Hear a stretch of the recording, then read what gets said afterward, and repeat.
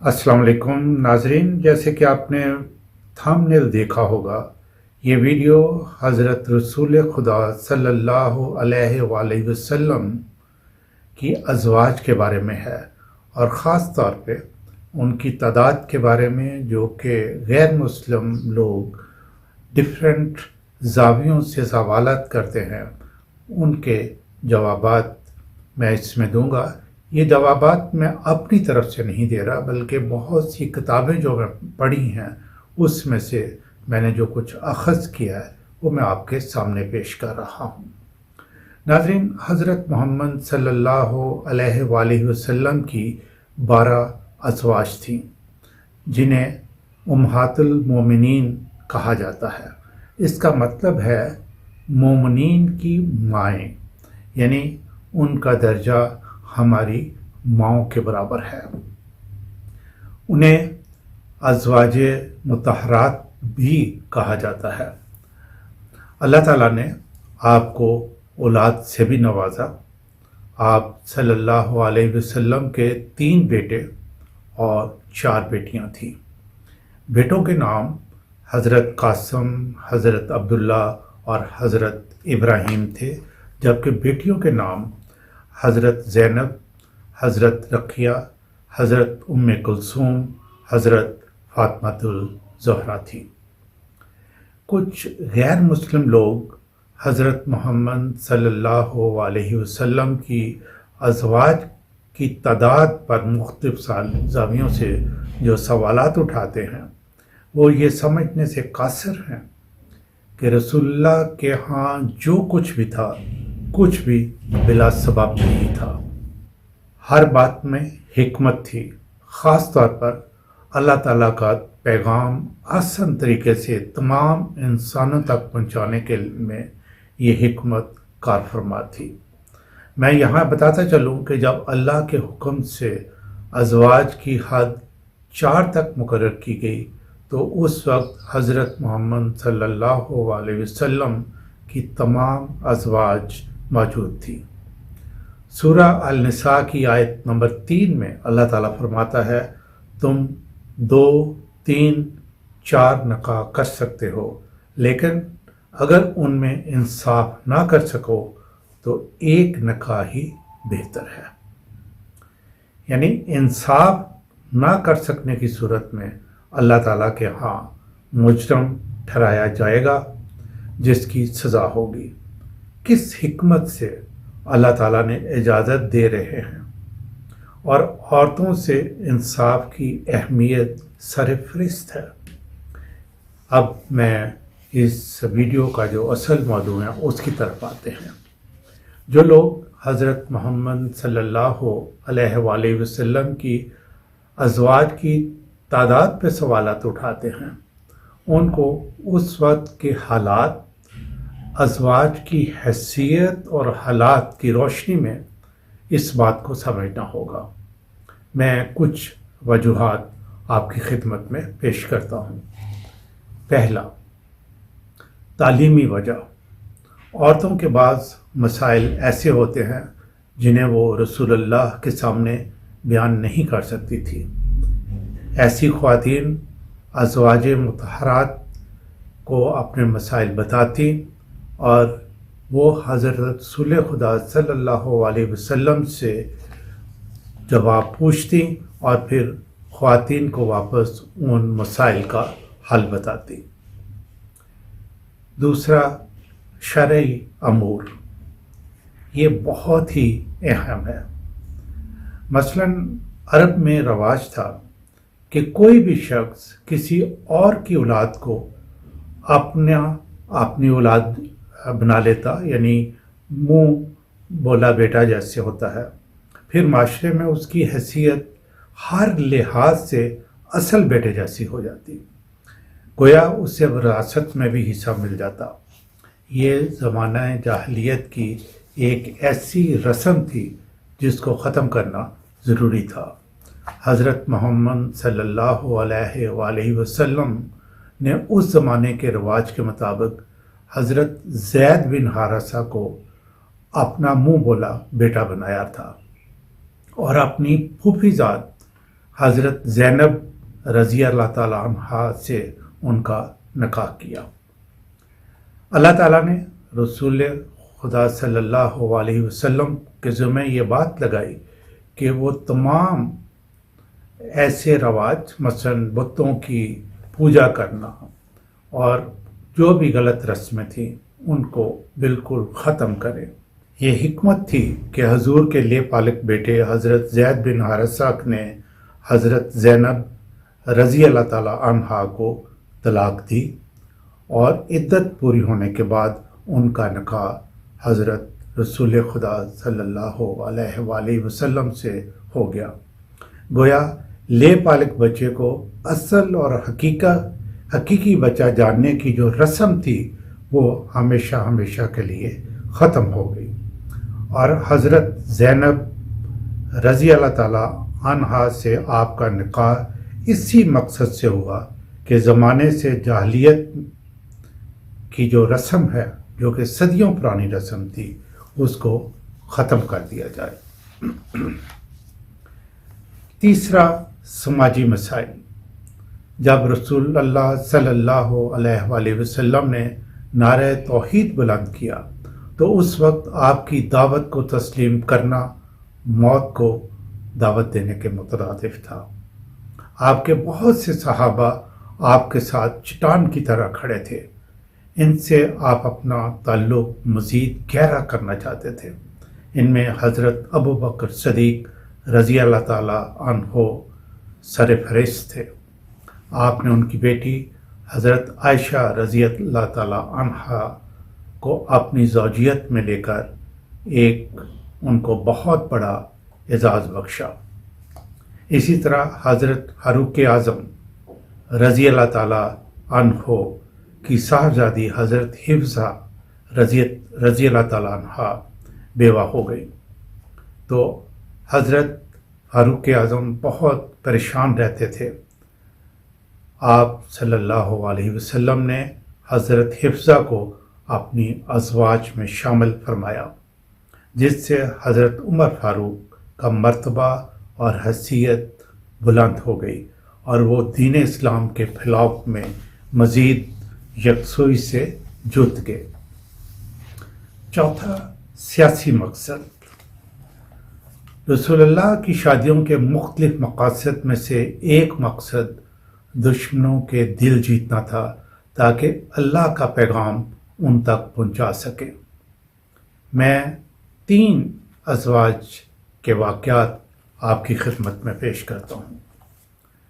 بنو مستلق کا قبیلہ اسلام دشمنی میں پیش تھا۔ قبیلے کا سردار حارث تھا۔ جنگ ہوئی، غزوہ بنو مستلق میں اس قبیلے کو بری طرح شکست ہوئی، بہت سی خواتین اور مرد اسیر ہوئے۔ سردار حارث کی بیٹی جویریہ بھی قیدی بنی۔ قیدیوں کی رہائی کے لیے معاہدہ ہوا تو جویریہ کو یہ پیشکش کی گئی کہ اگر وہ چاہیں تو حضور صلی اللہ علیہ وسلم ان کا زر مکاتبت ادا کر دیں، پھر وہ آزاد ہو جائیں گی اور حضور ان سے نکاح کر لیں گے۔ حضرت جویریہ نے اس پیشکش کو قبول فرما لیا۔ جب صحابہ کو معلوم ہوا کہ حضرت جویریہ رضی اللہ تعالیٰ عنہا کے ساتھ آپ نے نکاح فرمایا ہے تو انہوں نے تمام قیدیوں کو جو کہ اس غزوہ میں اسیر ہوئے تھے ان کو رہا کر دیا۔ یوں پورا کا پورا قبیلہ اسلام کا معترف ہو گیا اور لوگ اسلام لے آئے۔ غزوہ خیبر میں صفیہ بنت اخطب مسلمانوں کے ہاتھوں اسیر ہوئیں۔ ان کے سامنے 2 صورتیں رکھی گئی کہ اگر وہ چاہیں تو مسلمان ہو جائیں اور حضور صلی اللہ علیہ وآلہ وسلم ان کو اپنی زوجیت کا شرف بخشیں گے۔ دوسرا یہ کہ اگر وہ یہودیت پہ قائم رہنا چاہتی ہیں تو وہ واپس جا سکتی ہیں۔ تو حضرت صفیہ بنت اخطب نے رسول خدا صلی اللہ علیہ وسلم کی ازواج میں آنا پسند فرمایا۔ اس کا نتیجہ کیا ہوا؟ اس واقعہ کے بعد جو بھی مسلمانوں کے خلاف جنگیں ہوتی تھیں اس میں یہودی بہت ہی کم نظر آتے تھے۔ اسی طرح ابو سفیان، ناظرین آپ سب جانتے ہیں کہ اسلام کا کٹر دشمن تھا۔ حضرت محمد صلی اللہ علیہ وآلہ وسلم نے ابو سفیان کی بیٹی ام حبیبہ سے نکاح کر لیا تو ابو سفیان کا اسلام دشمنی کا زور ٹوٹ گیا۔ اب میں نے 4 وجوہات آپ کے سامنے بیان کی ہیں جس سے آپ اندازہ لگا سکتے ہیں کہ اصل مقصد اللہ تعالیٰ کا پیغام دوسرے لوگوں تک پہنچانا تھا۔ میں حضور کی ازواج کا بہت مختصر تعارف پیش کرتا ہوں۔ حضرت محمد صلی اللہ علیہ وآلہ وسلم کی پہلی زوجہ حضرت خدیجہ الکبریٰ تھی۔ ان سے نکاح کے وقت حضرت محمد صلی اللہ علیہ وآلہ وسلم کی عمر صرف 25 سال تھی اور حضرت خدیجہ الکبریٰ کی عمر 40 سال تھی۔ انہی کے وطن سے 2 بیٹے اور 4 بیٹیاں پیدا ہوئیں۔ حضرت محمد صلی اللہ علیہ وآلہ وسلم نے 50 سال کی عمر تک دوسرا نکاح نہیں کیا۔ حضرت خدیجہ الکبریٰ رضی اللہ تعالی عنہا 2 مرتبہ بیوہ ہو چکی تھیں۔ پہلے شوہر کا نام ابو حالہ بن نیاس تھا، اصل نام ان کا مالک تھا۔ دوسرے شوہر کا نام عتیق بن عائد تھا، دونوں وفات پا گئے تھے۔ 53 سال کی عمر تک حضرت محمد کے حرم میں صرف ایک زوجہ تھی، پہلی حضرت خدیجہ الکبریٰ رضی اللہ تعالی عنہا اور پھر حضرت سودہ رضی اللہ تعالی عنہا۔ حضرت سودہ سے جس وقت حضور نے نکاح کیا ان کی عمر 50 سال تھی اور اس وقت آپ کی عمر بھی 50 سال ہی تھی۔ حضرت سودہ قریش خاندان سے تعلق رکھتی تھی اور اپنا کاروبار کرتی تھی، یعنی صاحب حیثیت خاتون تھی۔ معاشرے میں ان کا بہت اعلیٰ مقام تھا۔ حضرت سودہ رضی اللہ تعالی عنہا سے آپ کی کوئی اولاد نہیں تھی۔ تیسری زوجہ حضرت عائشہ صدیقہ رضی اللہ تعالی عنہا تھیں۔ آپ حضرت ابوبکر صدیق کی دختر تھیں۔ شادی کے وقت آپ کی عمر کے بارے میں اختلاف پایا جاتا ہے۔ 15 سے 19 سال کی عمر مختلف کتابوں میں درج ہے۔ حضرت عائشہ صدیقہ کنواری تھیں اور ان سے بھی کوئی اولاد نہیں ہوئی۔ چوتھی زوجہ حضرت حفصہ رضی اللہ تعالی عنہا تھیں جو حضرت عمر فاروق کی بیٹی تھی۔ آپ بیوہ تھیں، آپ سے بھی کوئی اولاد نہیں ہوئی۔ بوقت شادی آپ کی عمر 22 سال تھی اور حضرت محمد صلی اللہ علیہ وآلہ وسلم کی عمر 57 سال تھی۔ پانچویں زوجہ حضرت زینب رضی اللہ تعالی عنہا تھی۔ نکاح کے وقت ان کی عمر 30 سال تھی اور بیوہ تھی، ان سے بھی کوئی اولاد نہیں ہوئی۔ آپ بہت رحم دل خاتون تھیں، شروع ہی سے مساکین کے لیے کھانے کا بندوبست کر کے اطمینان محسوس کرتی، اس لیے آپ ام المساکین کے نام سے جانی جاتی تھیں۔ چھٹی زوجہ ام سلمہ رضی اللہ تعالی عنہا تھی۔ نکاح کے وقت عمر 25 سال تھی، بیوہ تھیں۔ حضور کی عمر اس وقت 57 برس تھی، ان سے بھی کوئی اولاد نہیں ہوئی۔ حضرت ام سلمہ حضرت محمد کے پھوپھی زاد رضائی بھائی کی بیوہ تھی۔ ان کا انتقال 80 سال کی عمر میں ہوا۔ 7ویں زوجہ حضرت زینب رضی اللہ تعالی عنہا تھیں۔ وہ طلاق یافتہ تھیں۔ حضور سے نکاح کے وقت ان کی عمر 36 साल थी।